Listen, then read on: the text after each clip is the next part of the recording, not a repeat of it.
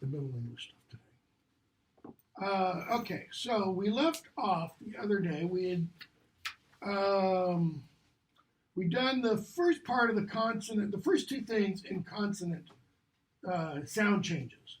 The dropping of the H before L, N, and R, as an example, okay, and the loss of the ch sounds at the ends of unstressed, primarily final syllables.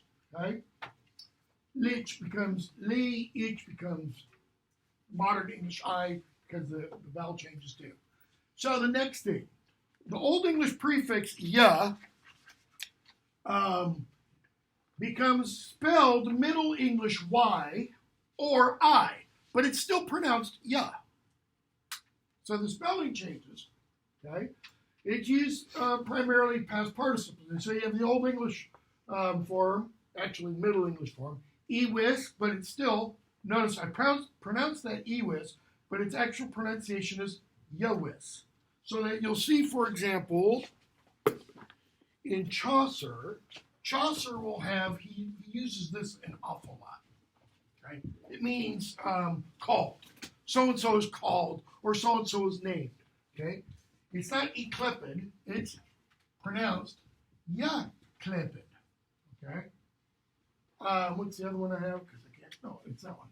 Yclept. Okay? And then, where did I write that other one in? Yeah, I shouldn't have written it in there. Let me move this down to where I can point to it and make it so it might be clearer. So, when you have the letter G, and let me rewrite what I have over there. Old English, Yahalgod. Okay, Lord's Prayer, hallowed be thy name. So, Yahalgod, go. It's a hard go, okay, in Old English, right?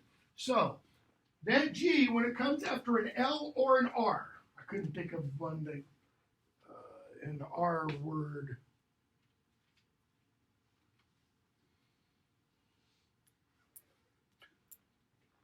Use again. I think this is how it's spelled.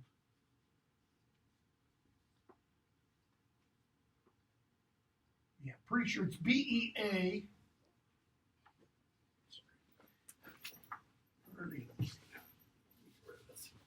B-E-A-R-G. Okay? Berg. Okay? Comes after that, okay? Both of these, that G changes. Totally changes. Okay? It becomes a W sound. So Yahalgod becomes Yahalwod. And then what happens? Well, the W metaphysizes. They transpose. Yahalwod, so if you were to just spell it, it would become like that. Okay?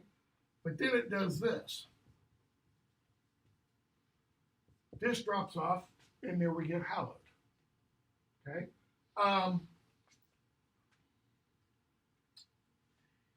Example I want to use, I can't because it doesn't follow strictly this, but it's the same thing, so I won't use it.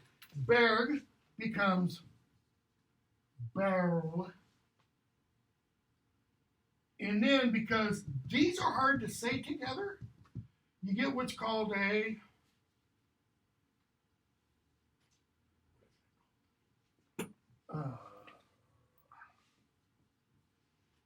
if I can spell it right. Pretty sure that's how it's spelled. The Svara Bhakti vowel. That is a vowel that gets inserted, okay, from kind of nowhere. You will hear people today pronounce this word how? Athlete. A-T-H-E-L-E-T-E.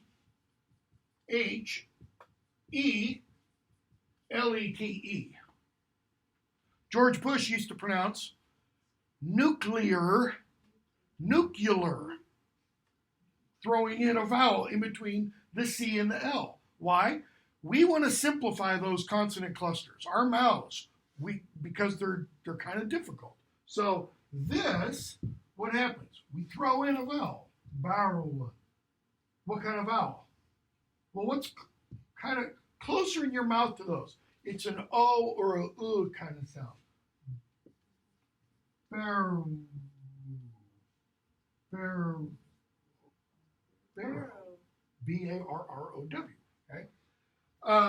So this actually should have been up here because that's where the consonants are.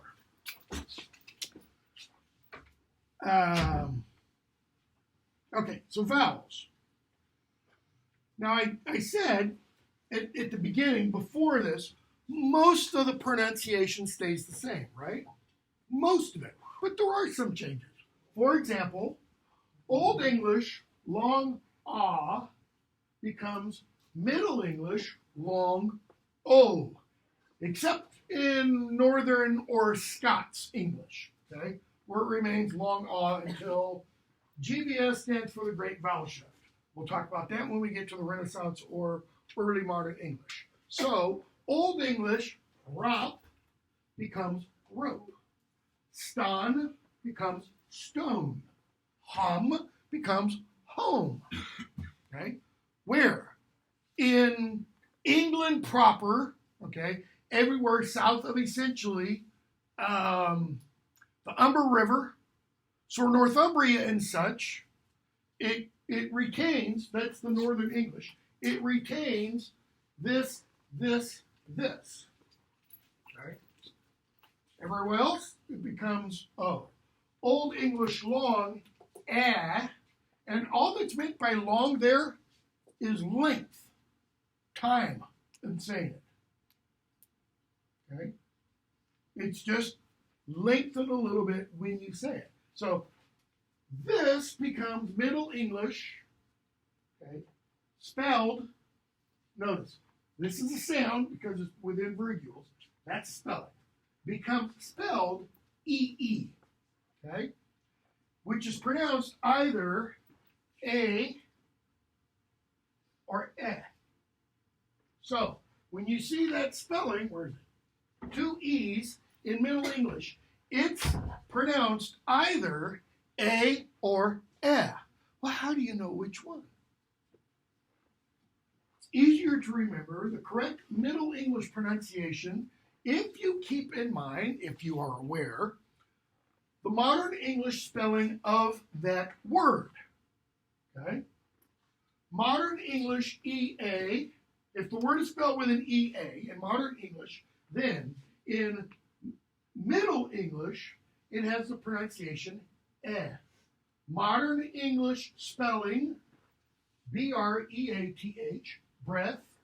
Middle English pronunciation, E, even though it's got two E's, we want to do what? Modern English, E. Okay, so it's breath.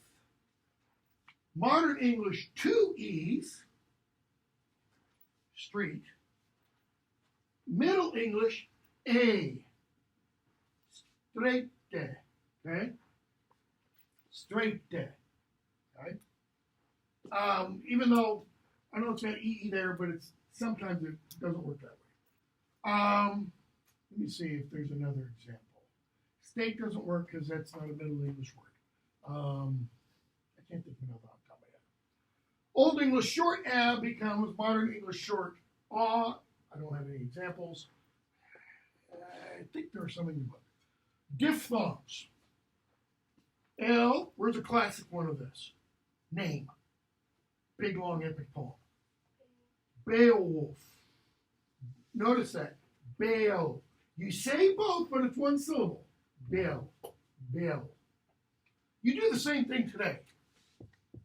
When you say the word voice, voice, what happens before you get to this? Voice. Voice. You're starting, it almost sounds Russian, right? Like voice, you're starting voice. You get that I started. So, where am I? Old English diphthongs, L, A, level out. They're no longer diphthongs. New diphthongs are created. I don't think I have, yeah, I do. All Middle English diphthongs are new. Okay? So, Old English, yeah, Middle English, dip. Modern English, deep. Okay? And then again, put that one up there. Leveling of any questions so far?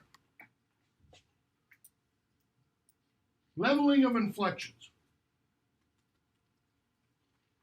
This is what really causes so many changes in the language and kind of makes it the uninflected language that it is today. Okay? Because where do inflections occur? They occur at the ends of words. They're not in the vowels, or they're not in the root. They're additions. Okay? They're suffixes. They're not prefixes. They're never prefixes. Not in English, at least. There might be in some other languages. Okay? So, basic principle. This leveling occurs in stages. That is, it's not one fell swoop, and it occurs over the entire Middle English period. In fact, this is actually beginning in the late Old English period. It's already starting to happen. You can't blame this on French or on the Norman Conquest. Some of this other stuff you can. Spelling changes entirely because of the Norman Conquest. This, not. So why has it occurred? Where do all Germanic languages place their stress? First syllable. So if the first syllable receives the main stress, what's going to happen? Pretty much to all subsequent syllables. You hit it, and then your mouth just kind of dribbles away with the rest. Now, some words you have secondary stress and such, but secondary stress isn't as strong as primary stress. Okay? Sometimes you have what's called resolved stress. It's still not as strong. So when you say the word, for example, modern word, say it in say it in American English first and then British English. Modern American English, Canterbury. British English, Canter, how it's pronounced, Brie. Okay? Well, where's that stress? Boom, boom. It's right there. Modern American, we say Canterbury. This has kind of a secondary stress, but it's not as strong as this. Canterbury. Even that still isn't as strong as this. What about this? It's unstressed. This, the E, notice, is unstressed here. What's happened here? In British English, because that is essentially unstressed, it just gets dropped off. That's why all those words that in modern English end with like O-R-Y or U-R-I, and we pronounce them, laboratory, they pronounce how? Laboratory, lavatory. All those vowels before that R-Y ending are completely removed. And so what was two syllables is now one syllable pronunciation-wise. What do you think is probably going to happen in the next, pick your number of years, 500 years, spelling-wise? We're going to drop those vowels. Why? Because they're not being spelled. But, look what we still spell today that we haven't pronounced for 600 years. Final E's on syllables. Why? Why do we still spell it that way? Because spelling is inherently, not political, conservative. It's inherently conservative. Which is why people who've tried to advocate or initiate spelling reform largely haven't succeeded. There's been a few, Noah Webster being the greatest meaning having the most impact, not greatest meaning, yay, Noah Webster, which we can talk about, we will talk about later. So, basic process. First, unstressed final endings in m become un. Now, dative plural endings all end in There are other words that end in though, okay? if that ending in is unstressed, it changes to this. We don't know why. Is easier to say than no. So we don't understand why that happens. So the example, huzum becomes huzun. Notice how I'm pronouncing this and this. Okay? Un. I'm not giving it the the schwa ending. So this happens first, then the vowels in the unstressed endings reduce to schwa. So it's no longer huzum, huzun, it's huzun. Huzum, huzun, huzun. Okay? So huzun becomes huzun. Then that final N is dropped. And that leaves us what? That leaves us our final silent ending. Ultimately. Okay? Huzun becomes huza. And initially that final E is pronounced, but it's just schwa, huza. Okay? But by the time Chaucer is writing, let's say by the time of Chaucer's death, 1400, it's not even pronounced anymore. Not in everyday ordinary speech. It's pronounced maybe if you need to make a line of poetry scan. If it's got to have 12 syllables or 10 syllables or 8 syllables, you might throw in an E there. Guess what? Shakespeare's still doing that in the 17th century. We have poets in the 18th century who are still doing that. Okay? It's one of the reasons we know about pronunciations of words in the 16th, 17th, 18th centuries because of using scansion on poetry to figure some things out. Right?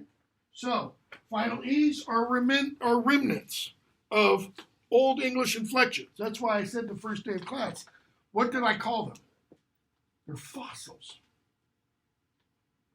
They're fossils. Fossils always tell us what? Something about the past. They don't tell us anything about now.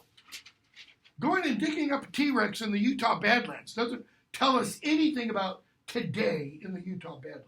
It tells us an awful lot of information, maybe about life, 120 million years ago or something. Okay? So, adjectives. There is no just word adjectives. Adjectives. Most of the Middle English period preserves strong, weak distinction in a very simple form. Well, how simple is this form? I could bring up the Old English notes, and we could look at the differences between strong and weak adjectives and their inflectional endings. How many different inflectional endings are there right here? 1. 2. There's no ending, and then there's a final E. If we were to go back, these are the Middle English. I don't know if I have the Old English with me. Yes, I do. If we were to go back very, very briefly to the Old English, just look at the strong. Okay, how many were there in the Middle English? 2. No ending or an E. That's in all genders, all numbers. 2. Here, 1, 2, 3, 4, 5. That's 5. 6, that's the same, that's the same. That's the same, that's the same. 7, it's the same. 7. Gets a lot easier, right? So Middle English is easier to read for a modern English audience. Why? Let me rephrase that. Chaucer's Middle English is easier to read for us. Why? Because it is much closer to our language, just in the sense of inflections.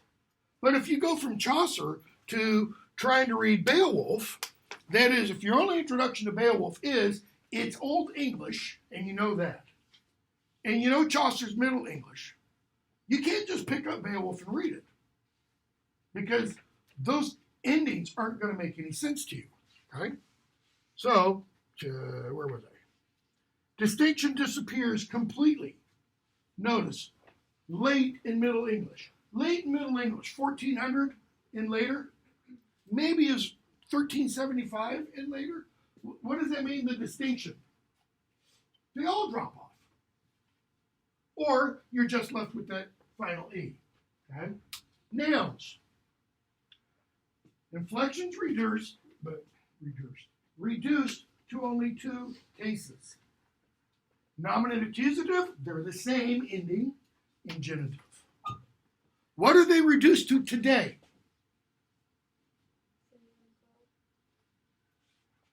Leave the plural aside for a moment. Just singular. Just talk about singular. Just genitive, right? What ending do you put on a noun to make it be the subject of a sentence? None. None. Except for when you're changing, again, number. Okay? What do you add to everything to make it possessive? Apostrophe, yes. Okay? So, plural, 2 endings, final S and final EN. What happens to all those final EN endings? You know, here, where'd I put it? Shakespeare puts in the mouth of Orlando in As You Like It. He talks about his girlfriend, Rosaline. Notice, sometimes, if you take my Shakespeare course, and we do As You Like It, I'll say Rosalind, and sometimes just Rosaline. Why? Because Orlando, when they're off in the forest of Arden, is nailing this crappy poetry to all these trees. And in some of the poems, he has thine, ein, Rosa, line. All 3 rhyme. Okay? Do we refer to these things as our ein anymore? No, we don't. Notice, this one wins out. Brothers, brethren. But we don't call our offspring childers. That's one example where we only keep the other form. We can't say brothers, brethren. When is usually brethren used? Kind of in a religious context. You know, my brethren. But there, brethren doesn't only mean male people. It's everybody. If this were a church and I were a preacher, I would say my brethren, and that would refer to all of you. I wouldn't be singling out only the 2 men other than me in the classroom. Okay? What other kinds of plurals do we have? Do we have a swingular form of swine? Is it swy? No, it's pigs and swine, or pig and pigs. But we don't have swine and swine. Okay?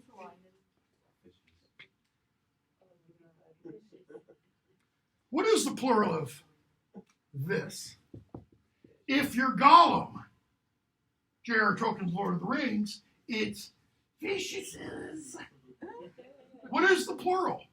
Historically, natively, it's fish. Someone who writes fishes is illiterate. What's the plural? It is not. I've actually read this in publications. Deers. You only use deers if you're talking to your deers. In which case it's D-E-A-R-S. Okay? What's the plural of moose? Mooses? Meese? So why is mouse mice? Why is goose geese? Why is man men? Because that's an issue that we didn't address at all. It goes back to Old English, and that's a thing called I, and sometimes J umlaut. Okay? We talked about umlaut. Umlaut, actually, we didn't talk about umlaut. Umlaut is when you have a sound in a following vowel that affects the previous vowel sound. So, man.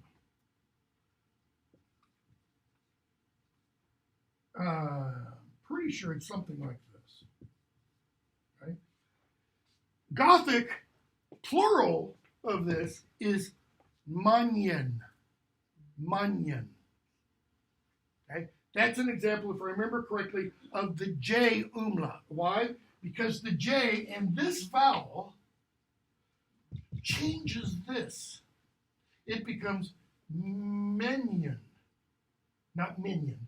Menyen. Okay? That's why in German you've got man and der, and then it's spelled this way. Menner.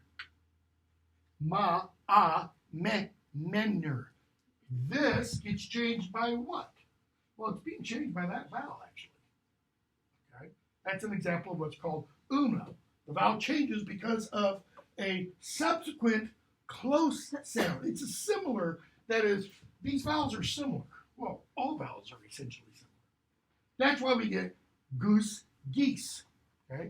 Because the goose, Proto-Germanic, when you make it plural, it's got something else that comes after it. Goose, by the way, the Old English is not goose, it's goss.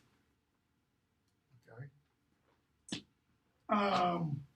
It's discussed in your book. I just don't include it here because there's already too much to cover.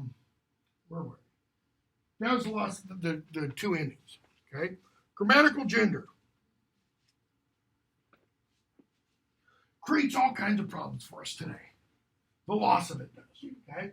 So, loss of grammatical gender. How do we know the gender of something, let's say, in Old English?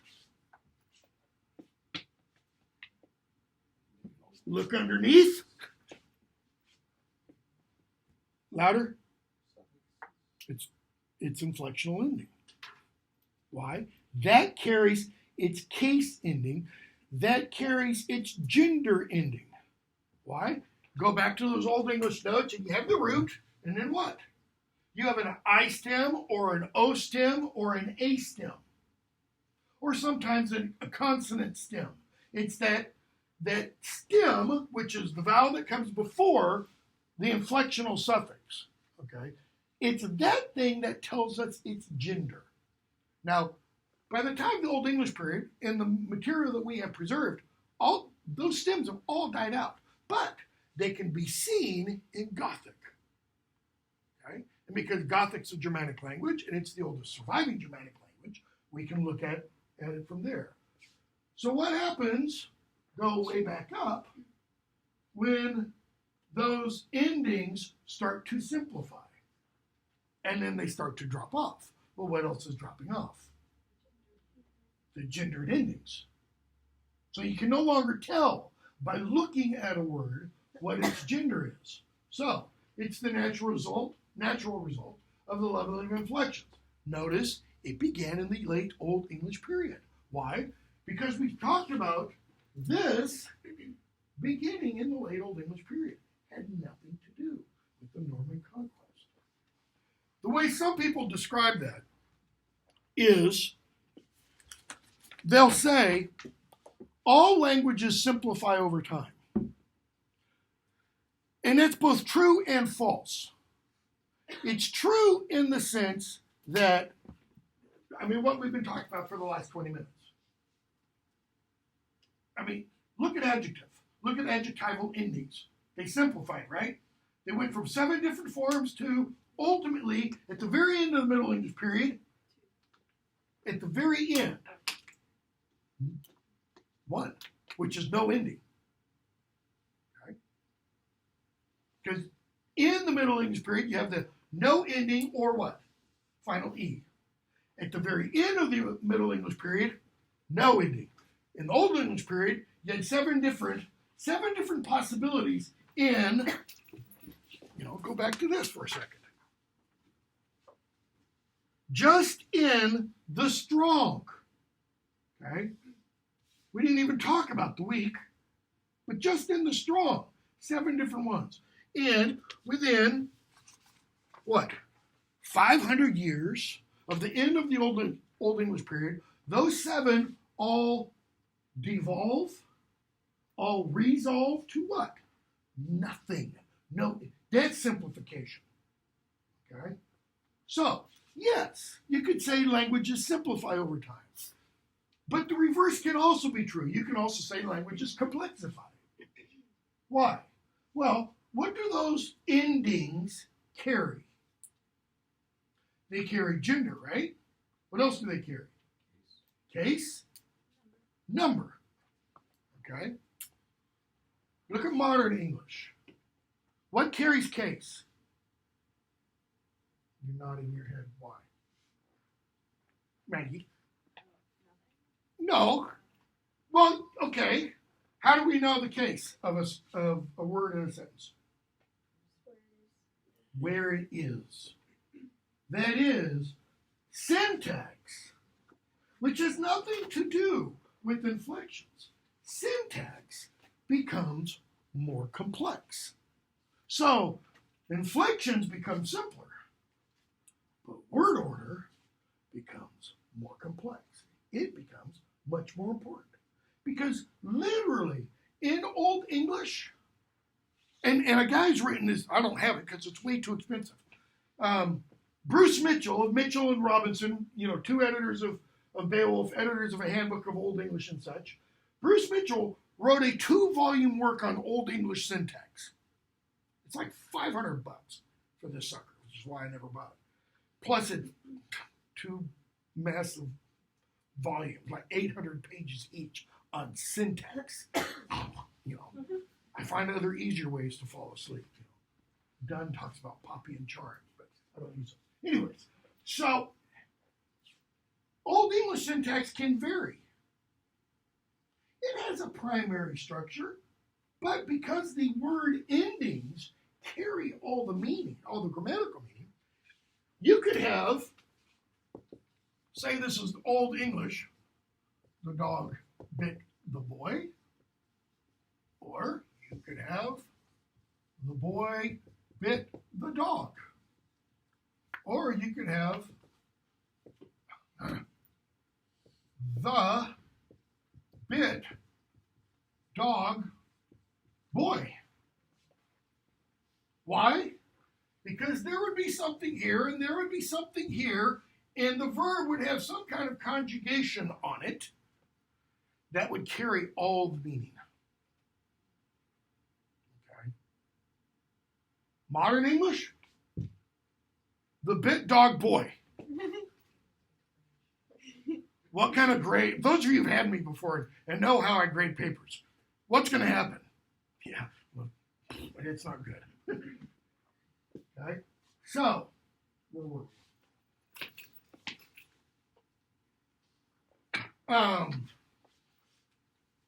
Because of this, because of the loss of grammatical gender, you have the development of what's called natural gender in English. What's natural gender? You look at something's nature. What it is. What's the problem with that? Male, female, or neuter? Do you take its clothes off?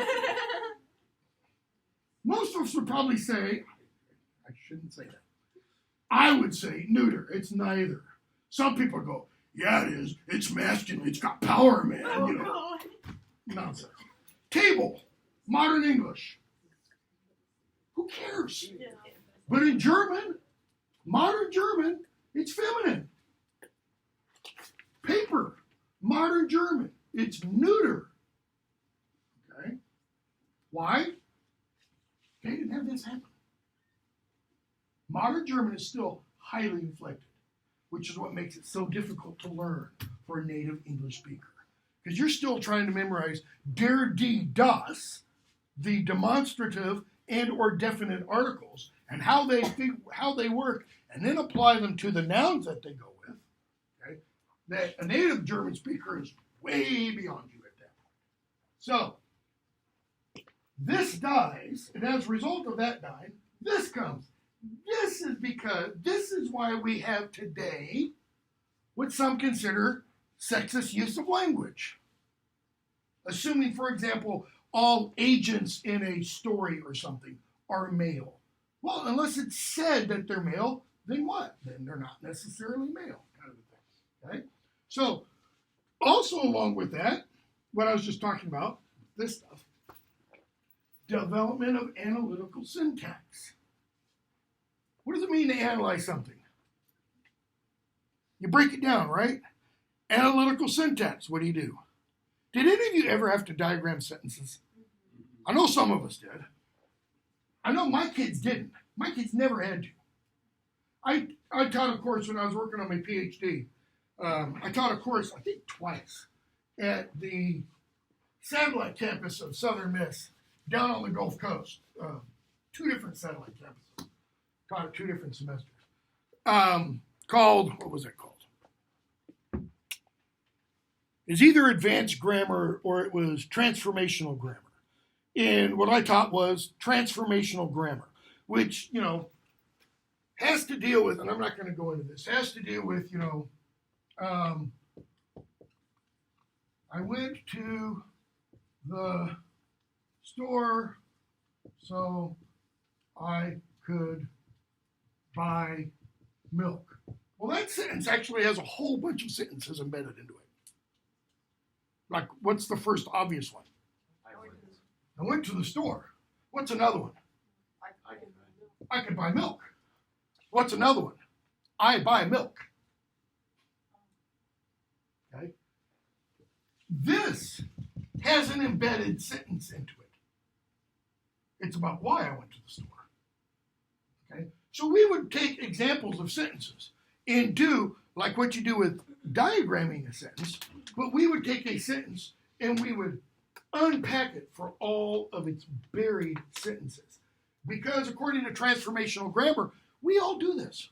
And we all do it naturally without even thinking about it. What becomes really fun about generative transformational grammar is what it's called, because it generates sentences and such in the mind, is take a writer like Faulkner or Hemingway, neither of whom know how to write a simple sentence. Faulkner just loves complicated sentences. Just read the opening paragraph of Barn Burning. And he's got this one sentence in there. I'm not kidding. I think I counted it in one of my intro to lit courses. It's 120 words long. A sentence. Okay? It just keeps building on. And, that, so, for. Because every one of those, and, that, so, for, what can those become in any sentence? They're not just prepositions or conjunctions. Or they're not just prepositions. They're conjunctions. What do you do with a conjunction? You join things together. Right? So, analytical syntax. Word order determines meaning. So in order to understand something, what do you have to do? You have to take it apart. Okay?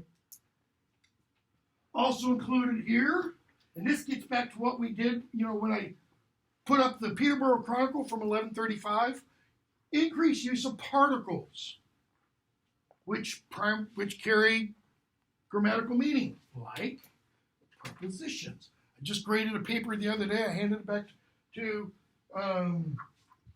a student, and he talked about something. How did he put it? He used in when he meant at. Well, what's the difference between in and at? Could I say my bag is in the table? No. I could say my bag is at the table. It's still not perfect, right? It's still, I would probably write on that wrong word, because my bag is where? On the table. In the table means I've got magical abilities, and I somehow embedded it within the source. Okay? So, word order becomes extremely important. Okay? Pronoun simplification. Definite articles, demonstratives. Remember all the different forms for say, sale, fat?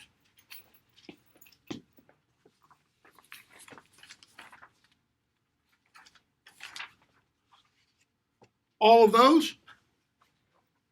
So you have 1, 2, 3, 4, 5, 6, 7, 8, 9, 10,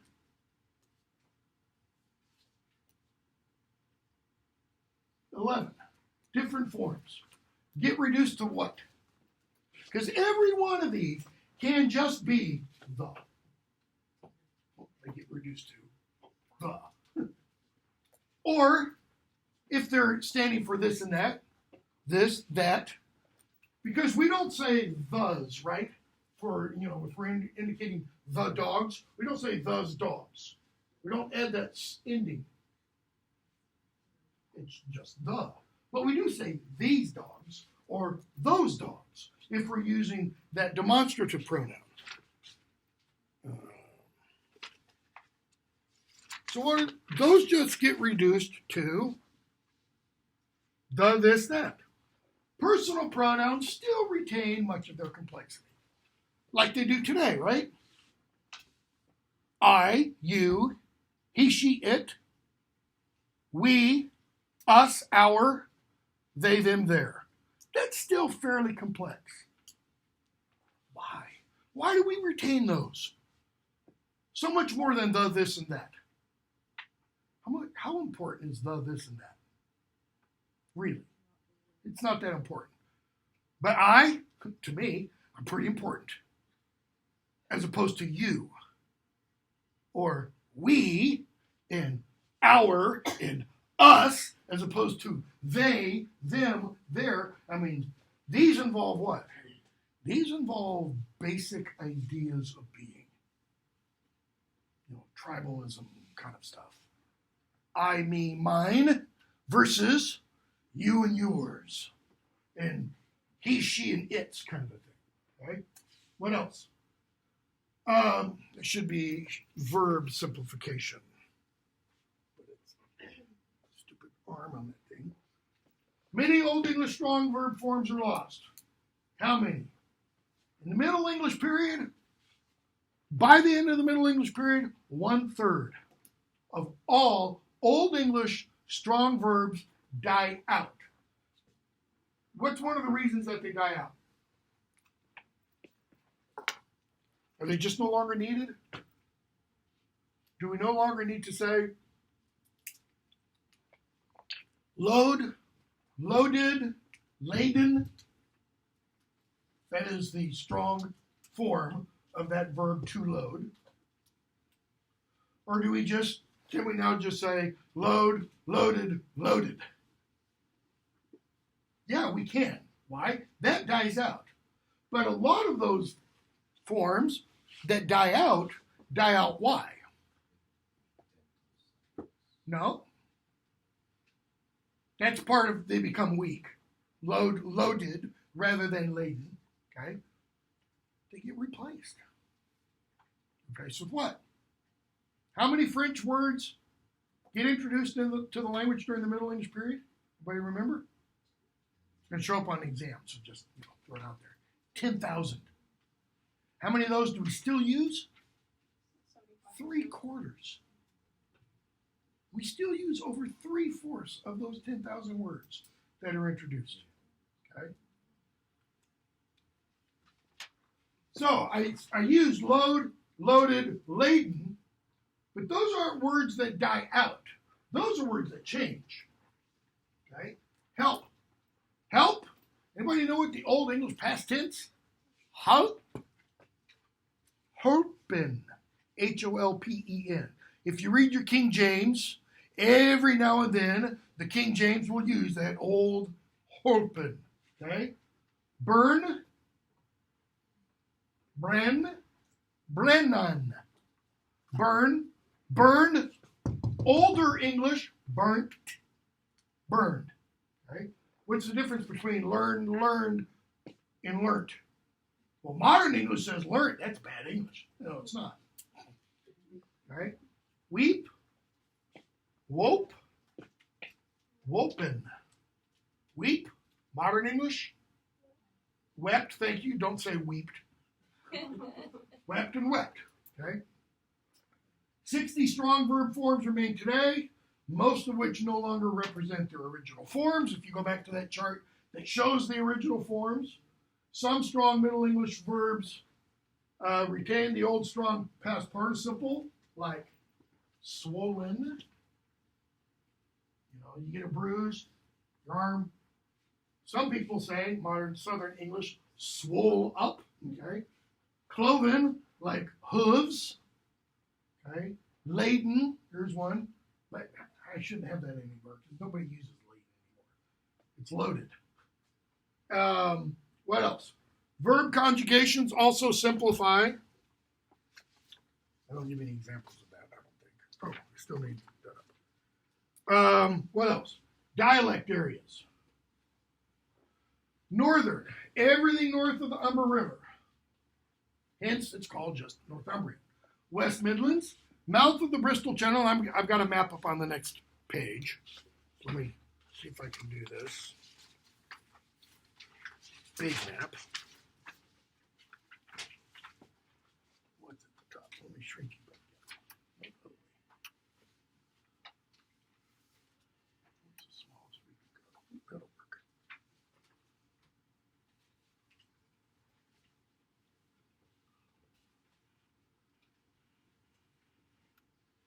So, northern.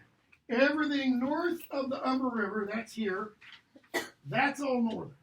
Notice, that's going up into Scotland too, okay? West Midlands, mouth of the Bristol Channel, which is here, to southern Warwickshire, which this is Warwickshire here, north to the northern part of pronounced Derbyshire, by the way, to Manchester to Blackpool up here, okay? So this is West Midlands. What's this? Wales, okay? West Midlands. East Midlands is everything east of the West Midlands, okay? Mouth of the Thames to Berkshire. It's Berkshire, by the way. It's not Berkshire. Everything over. Southern, mouth of the Bristol Channel here to southern Warwickshire to mid-Surrey. This is all Surrey right here. Mid-Surrey, down the coast, etc. Okay? And then the last one, Kentish. Pretty much Kent. Okay? So you have 1 northern, 2 West Midlands, 3 East Midlands, 4 southern, and 5 Kentish. How many were there in Old English? 4. 4 dialect areas. Okay? Now there are 5. There's a map of the Old English dialect areas in the Old English notes. East Midlands, this. This is the direct ancestor of modern English. Where's London?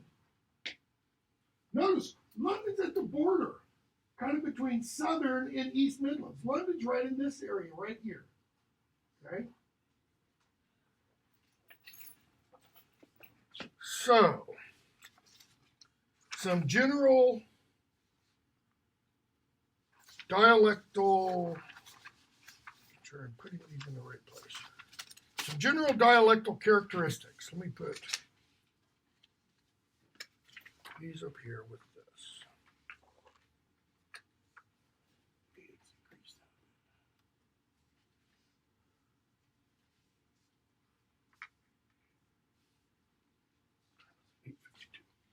So, northern. Notice, for purposes of this, I'm conflating southern and Kentish. Okay?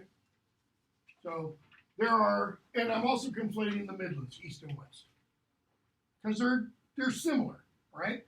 So, there are 5 dialect areas, but these are the major differences. And notice, I've got the same thing for each one.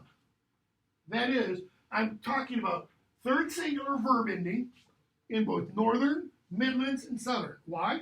Because I want to show you how that differs in each one of these. Your book goes into this in more detail. So, northern, third singular verb ending. What is that in modern English? He, she, it. Pick a verb. Any verb. Goes, talks, runs, sings, plays. Ends with what? Ends with an S, okay? Northern, third person, singular form of the verb ending adds an ES. Well, that's what modern English does, right? Huh. But didn't I say modern English comes from East Midlands? Yes, I did. Hold that thought. Present participle ending. What's a present participle, modern English? Not he runs, but he is running. So it's got ing. Well, look at the northern. Northern had ande. Runanda. Lavanda. Singanda. Playanda. Pick your verb, ande. Okay? Third person plural pronouns. They, their, them. What were the native Old English? We come back down to these. So why do they have those Viking forms? Because that's where the Vikings settled. Okay.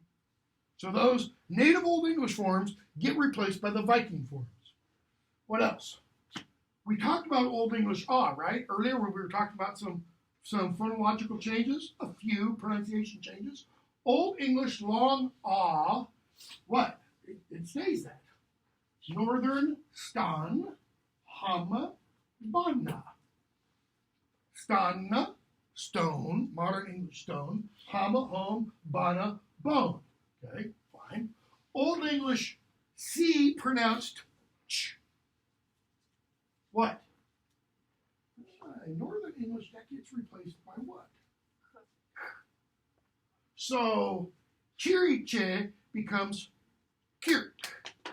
March becomes merch. Ditch becomes dike. Shirt becomes, can't talk about that yet because that's a different sound. Initial and s. So where you have a word that begins with an F or a word that begins with an S, okay? Notice, they remain what's called unvoiced. Forsooth, forsotha, fox, okay? HW spellings. They start getting spelled QU, but they're still pronounced WA in the north, right? Wena, where, A, the letter A, plus a nasal, Give me a modern English example. Any word that has an A followed by an N or an M. Anyone? Hand, thank you. Give me another one. Can, land, band, etc. Okay? Remains A in the north. In the north. So, stun, hum. Okay? Now go to the Midlands. So that's all the northern. Now go to the Midlands. All right? Third singular form of the verb ending. He, she, it. Runneth.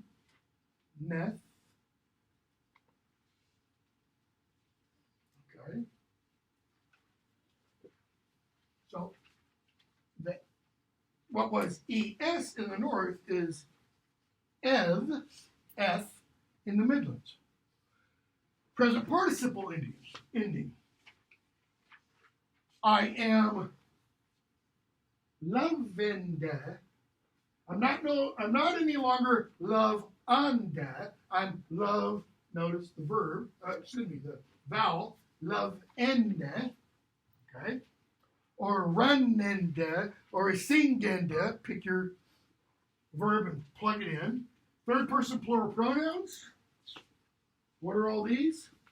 Native Old English. Okay? And variant spellings, because there's a whole mess of different spellings of each of those. Okay? Old English, ah, becomes, or becomes all.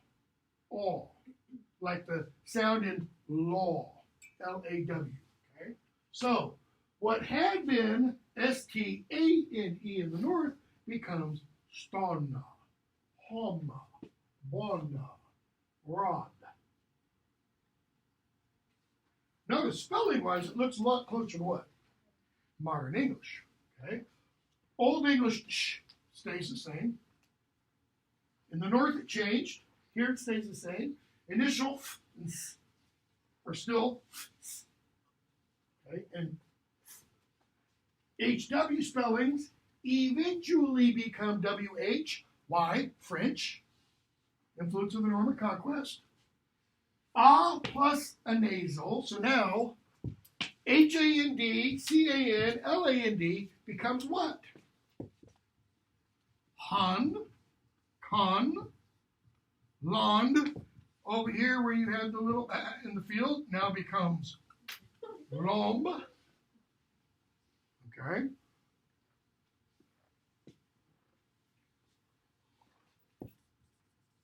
That becomes that. Right? So notice these are changes. This is more the traditional native Old English, right? Southern.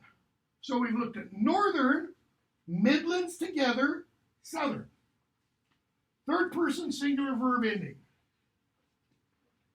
Ev. Well, that's easy because that's the same as the Midlands. So notice what's the one that actually changes, because I can't say with all of this that, the Northern is the original Old English, because it's not. In terms of this one at least. This is the native original Old English. The Northern one changes. Why? Starts with vi, ends with king. Viking. This is an example of the change in not just pronunciation. It's a grammatical change, notice. It's changing the grammar of the language to the change to the ev ending. Okay? Excuse me, to the es ending from the ev. So, third singular verb ending, ev. Present participle ending, I-N-D-E. Okay? Notice A-N-D-E. So where do we get the I-N-G? Norse, actually. It comes a little bit later. Okay? It starts in this period, and it starts up north. Okay? Third person plural pronouns, native Old English. They're going to get replaced. They're going to die out. Totally. We don't use any of these, with maybe one exception. We have a phrase today. We don't use it as much anymore because, especially here at MTSU, tobacco-free campus, used to be a phrase, smoke if you got 'em. Smoke 'em if you got 'em. A lot of people think the M there is an abbreviated form or elided form of that. It probably isn't. Because this kind of construction goes back several hundred years. It's probably an elided that. Native Old English. Okay.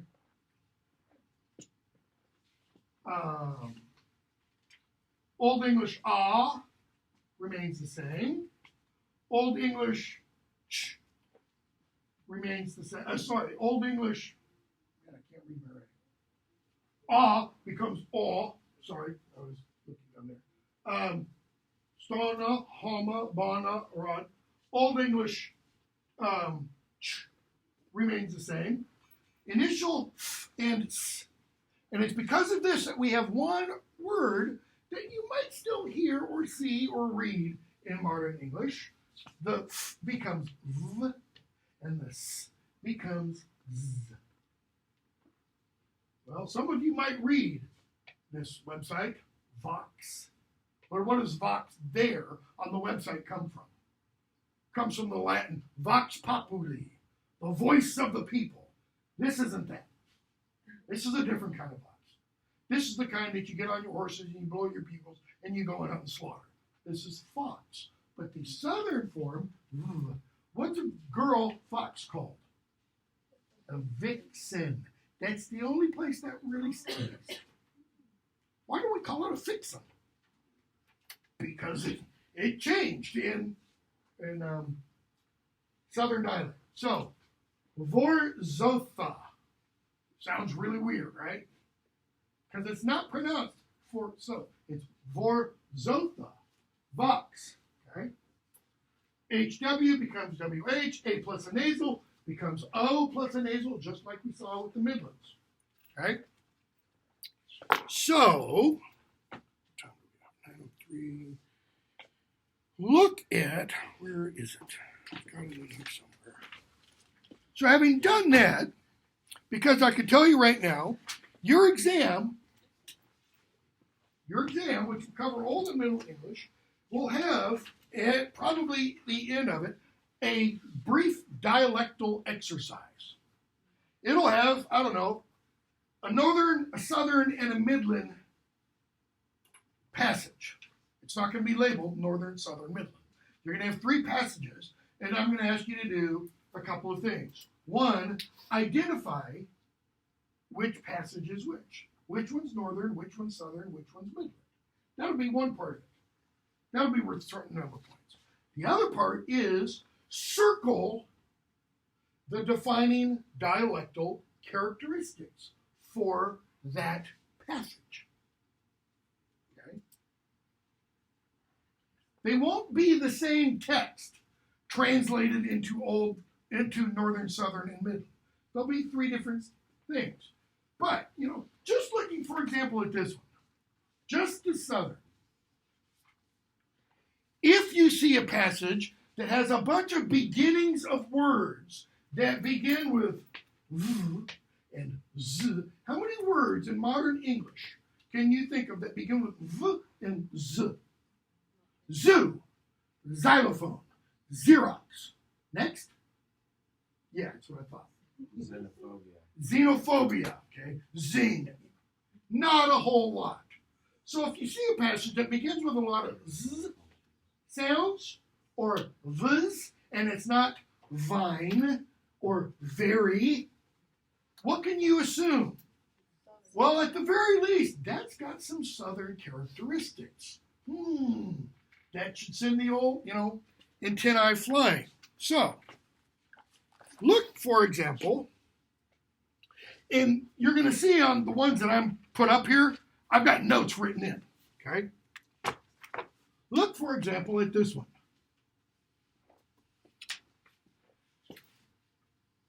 This are the matters read on Ra that I think in this book to draw. Let's see here. Shortly remand on, well, there's an A before an N, but an O before an N. So, vowel plus a nasal, that doesn't do anything. What else? Fermani air spelling variant. What's that kind of look like? They. What's that tell you? What is they? Third person plural, right? Northern. Because if that were Southern, what would it be? He, hera, him. It'd be something like that, right? Hereof tosped, this ilk book it as translate into English tongue. That's kind of interesting. O-N. But it's still O-N. To give way ilk in the Thara language, may think way do them non-outrage to loud and English man, nasal, vowel plus a nasal. What would that be in Southern or Midlands? I erased it. M-O-N. Okay? That understand understands, that's what? Present, third person singular, northern, okay? So you've got several northern characteristics there. This is harder than the ones I will give. That is, the ones I will include, they'll be very northern and very southern, okay? The Midlands, what I'll tell you on the exam is, if it looks to have, some characteristics of Midlands, and then possibly has some southernisms and some northernisms thrown in, label it Midland, okay? Because where is Midland? What can Midland obviously have? Well, the farther north you get Midland, you're going to have more northern stuff. The farther south you get Midland, you're going to have more southern influence. If you're dead center in the Midland, then you're not going to have any of those. And we have all kinds of texts that survive that are entirely Midland. They show no northern influence and no southern influence. Okay? We have texts that are extremely southern. It's like every other word begins with a V or Z. Okay? Here's another one.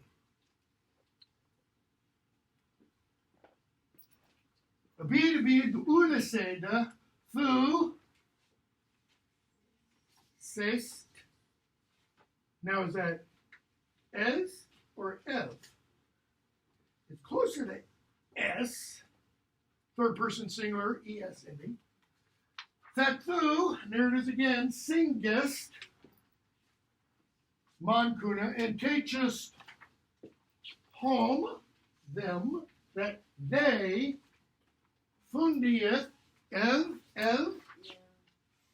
found, that's today, finds, okay, third person singular, up to the, no, that's a different kind, because it's not it doesn't derive from a plus an angle. Let's see. He, are there any other? Those are what?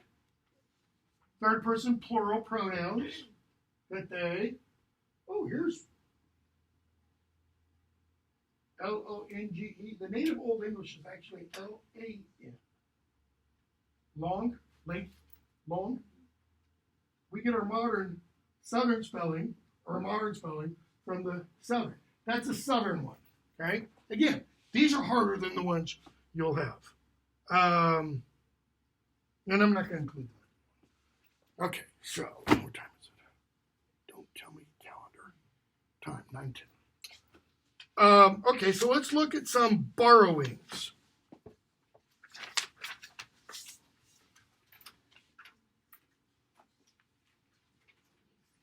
Let me increase this.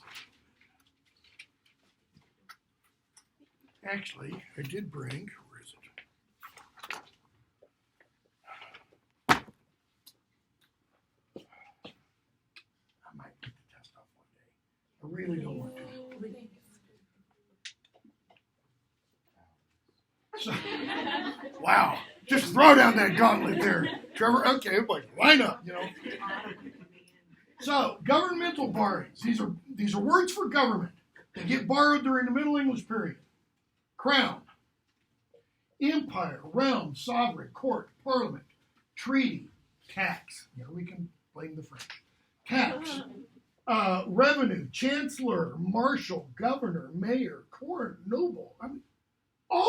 Notice all these words. Okay? I have no idea if, just off the top of my head, I don't. I'd have to go through and look through a couple of my Old English dictionaries. I have no idea if native Old English had words that corresponded to some of these things. Okay? I'm sure there had to be something.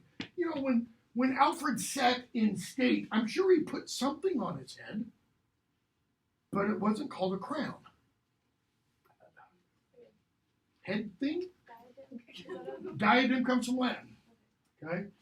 Legal borrowings. Justice. It doesn't mean they didn't have any justice before. It's just they didn't have that word. They had law. Law comes from Old English. So, justice, crime, doesn't mean there weren't any criminals before. You killed somebody, guess what? You were a criminal. You were a bondman. You were a slayer. Okay? Crime, police, suit, defendant, judge, petition, summons, jury, felon, etc. Ransom, verdict, plaintiff. Bar doesn't mean signing up to bar and ordering a drink. It's like the judicial bar. Okay? Plaintiff, attorney, indictment. What does this tell us about French culture? Really, are they legalistic buggers? I mean, they got a whole bunch of finely detailed words. Military borrowings, peace. Doesn't mean there wasn't any peace before then. It's just they didn't have, the old English word was frith. Frith, F-R-I-N, right? Peace, enemy, arms, battle, combat, siege. What's the difference between battle and combat, really? Is the battle what people do in combat? Is it the name of the thing? Battle is the scene in which combat takes place. Beats me. I mean, I'm just a simple, stupid person with a piled higher deeper. That's what PH. Do you really need two different words for that? Do you really need slayer, killer? Because what do they both mean? You're dead, I'm alive. That's what they both mean. Okay? What else? Siege, stratagem, soldier, garrison, spy, captain. See, the French introduced spies. Church, borrowings, sermon, sacrament, baptism, communion, religion, theology. And almost all of these come from what? Latin. They come from Latin through French. Because what's French? It's bad Latin. All the Romance languages, my Latin professor said, just bad Latin. If you learn classical Latin, you can pick up any of the Romance languages. Okay? Passion, sacrilege, savior, tenets, etc. Cultural, right? French is supposed to be the cultural capital of the world. Paris says, so to speak. Fashion. We get the word fashion from them. Apparel, dress, robe. What's the difference between a dress and a robe? One might be tied, one might not be. What else? One's kind of open, right? A robe is generally open and you pull it closed. A dress not necessarily. Can be. You can have a button-up dress. You can have a dress that zips up in the back or in the front. Can you have a robe with a zipper? Is there some law that says no? Dress, robe, gown. What's the difference between a dress and a gown? Is a gown a fancy dress? What about a nightgown? Is that for a fancy night? Garment. A dress can be a garment, right? A gown can be a garment. Can apparel be garment? Of course they can. So what's the difference between apparel and garment? Coat, collar, veil, cape, kerchief, garter, blue. Blue. Were the Old English colorblind and they didn't know the color blue? They didn't have. No, they did. They had different color terms for some colors. Brown, scarlet, ornament. Did they not eat dinner or supper? What's the difference between dinner and supper? Dinner's the big meal. See, you Southerners, you really distinguish these things. I'm from the West Coast. It's like, it's food, man. Well, the French do differentiate where I'm from. They differentiate dinner is at one time of the day, a specific time of supper, and supper is a specific time of that meal as well. Yep, I've heard the same thing. Whoosh, over my head. Supper, feast, mess, like a mess hall, which is where soldiers go to eat their dinner or supper or feast, unless it's MREs. Beef. Marker. Oh, how do you spell that? B-O-E-U-F, I believe. Beef. What is that? It's a cow you eat. In other words, when it's Daisy out in the field mooing, it's what? It's cow. But you don't put cow on your table. You put one on your table. Beef or roast or pick any other term. What's the difference between porky and it's out in the field or in the mud, and this is what you eat. Okay? So we get these binaries, or excuse me, not binaries, these doublets, which is what they're called. Beef, cow. It's the same thing. One's dead, one's not. Okay? That's the only distinction between those. Mutton is what? Lamb, or sheep, if you want. The difference between a sheep and a lamb? Is a lamb always a baby sheep? No. A lamb can be a full-grown sheep. Okay? What else? Mutton, pork, bacon, sausage. Bacon, a different part of porky. Sausage, a different, poultry, biscuit, cream. Look at all those words for food. Yeah. They eat snails. Why? Summary of external history. Okay? So, you can read that on your own. Let's talk about the summary of changes. Yeah, can I do that though?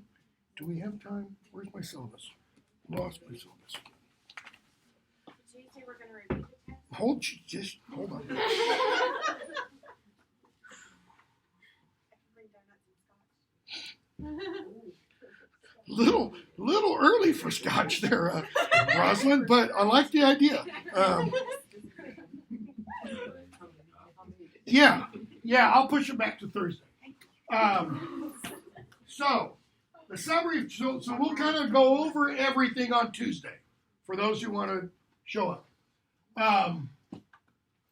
Summary of changes. I've got 10 points to this. Little nice help you memorize kind of thing. Influence of French on vocabulary. Yeah, you better know this. Like in your sleep and backwards. Okay? 1250, watershed year. Okay? Why? What's happening before and what's happening after. People are learning French. Right. Before 1250, French words are coming into the English language from native English speakers learning French. Post 1250, French words are coming into the English language from native French speakers learning English. In other words, English is already won. Okay? Kinds of borrowing.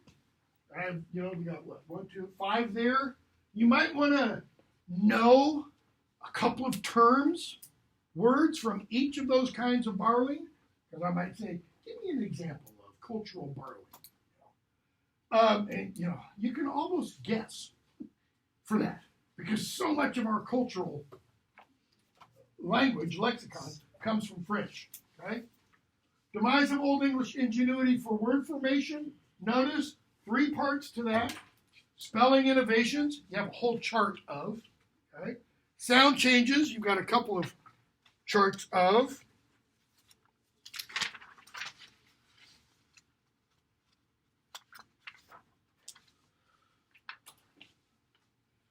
Vowels we talked about. And then, because I'm wonderful and nice, I give you a whole list. Could be useful for other courses. Of the royal genealogy of England, from Alfred the Great to Queen Elizabeth. Okay? You don't have to memorize it. You do need to know some of those major kings that we talked about, like, Alfred, William the Conqueror, Henry V, Okay, skip from there and let's go to, so here's some Middle English lyrics. We'll do more of this on Tuesday. A couple of these are really famous. The first one, Summer Is You Coming In, Fulas in the Frith, Autumn Late Bounden, etc. Summer is you coming in, Hluda sing cuckoo. Grueth, notice, grueth, not groweth. Grueth said, on the blueth med, on springth the wooda new. Springth. What's the ending tell you? Think dialect. Not northern. If it were northern, it'd be what? Singus or sings. It's either southern or midland, right? Springth the wooda new, sing cuckoo. Our blateth, modern English, Blitz. After LOMB, Maggie caught that one, okay, which tells you what? It's either Southern or Midlands, okay? Truth after Kalvaku. I think there's supposed to be something with, can't read it because it's blown up so much. It's Bullock, Stertith, Bukafertith, Murray Sing Cuckoo. Notice Murray. Why? Everything's still pronounced. Okay? Sing of cuckoo. Cuckoo will sing. Well, shoot. There's an S ending. So there is a little northernism. Well, sing us through cuckoo. Neswik thunaver nu. Sing cuckoo nu, sing cuckoo nu, sing cuckoo nu. Gets a little bit repetitive. And so you got modern English, glosses over there. Groweth said and blueth, blooms, mid. What word do we get from mid? Not meadow, close though. Mead, in the mead. Le Bel dans Sans Merci talks about the mead, okay? Foolish in the frith. Foolish in the frith, the fish, even though it looks like it's sh. The fishes in the flood, and emon wax a wood. Mulch sorwe. Old English, here, notice it's a W after an R. What was the Old English then? G. Sorg. Okay. Much sorwe I walkelweth for besta of bon on blood. What's bon? Bone. What dialect is this? Because what would this be up north? Bon. Okay. It's the nasal plus a vowel. Right? Vowel plus a nasal. Sorry. Shut up, Siri. 9:24. Let's see here. Oh, let's go down to this one. We'll do a couple of these again on Tuesday. This is wonderful because it's really complex. Eartha talk of Eartha with what? Eartha o the Eartha to the Eartha draw. Eartha lie the Eartha in Earthen a fro. Though heaven the Eartha of Eartha ino. How many times is Eartha used in that? 1, 2, 3, 4, 5, 6, 7, 8, 9, 10, 11, 12 times. Earth took of earth, earth with woe. Earth, other earth, to the earth drew. Earth laid earth in earthen throw, grave, then had earth of earth, earth enough. We'll talk about what it means on Tuesday.